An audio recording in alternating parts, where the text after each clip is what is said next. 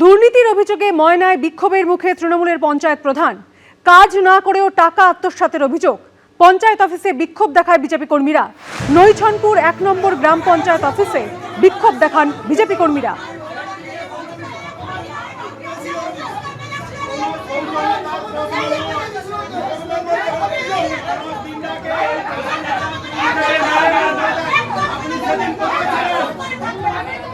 সরকারি ত্রাণ লুকিয়ে মজুত রাখার অভিযোগে গ্রেপ্তার হলেন নবদ্বীপ পুরসভার চেয়ারম্যান সহ দুজন। শুক্রবার রাতে পুরসভার চেয়ারম্যান এবং তৃণমূল নেতা বিমান কৃষ্ণ সাহাকে নিয়ে যাওয়ার সময় স্থানীয় মানুষ এবং বিজেপি কর্মীদের ক্ষোভ আছড়ে পড়ে তার বাড়ির সামনে। আর এদিকে ধৃতদের 7 দিনের পুলিশ হেফাজতের নির্দেশ দিয়েছে আদালত। প্রথমে জুতো, তারপর ছোড়া হলো জলের বোতল। তৃণমূল নেতাকে লক্ষ্য করে উঠল চোর স্লোগান।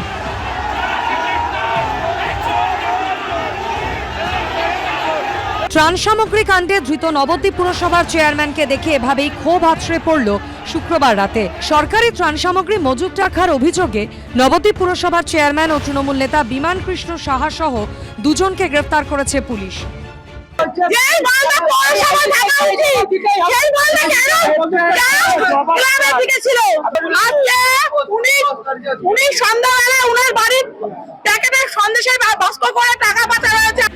গরিব মানুষের জন্য বরাদ্দ সরকারি ত্রাণ সামগ্রী, অথচ অভিযোগ বিপদের দিনে তা পৌঁছয়নি তাদের কাছে।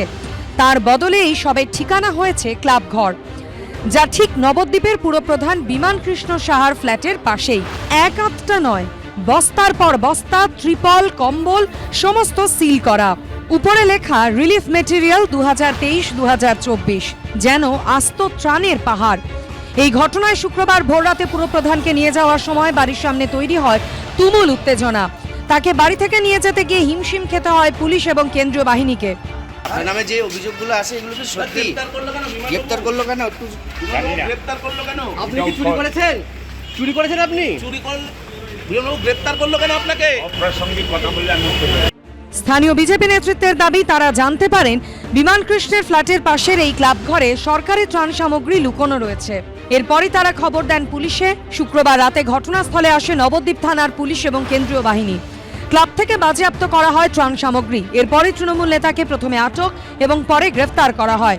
গ্রেফতার করা হয়েছে ক্লাবের এক সদস্যকেও। এখানকার লোকজন বলছিল যে স্পোর্টিং ক্লাব আছে যে বয়ালঘাটে, সেই স্পোর্টিং ক্লাবে প্রচুর পরিমাণে সরকারি ত্রিপল এবং শাড়ি, বস্তা বোঝাই করে কাগজপত্র, নথি এবং প্রচুর পরিমাণে, আমরা আশা করছি এখানে টাকাও ছিল।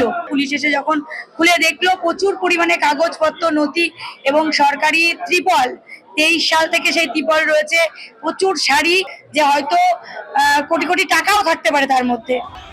শনিবার ধৃত তৃণমূল নেতা সহ দুজনকে কৃষ্ণনগর জেলা আদালতে তোলার সময় ফের ওঠে চোর স্লোগান। প্রত্যক্ষ সরকারের রিপোর্ট, এবিপি আনন্দ, নদিয়া। এবিপি আনন্দ, এগিয়ে থাকে, এগিয়ে রাখে।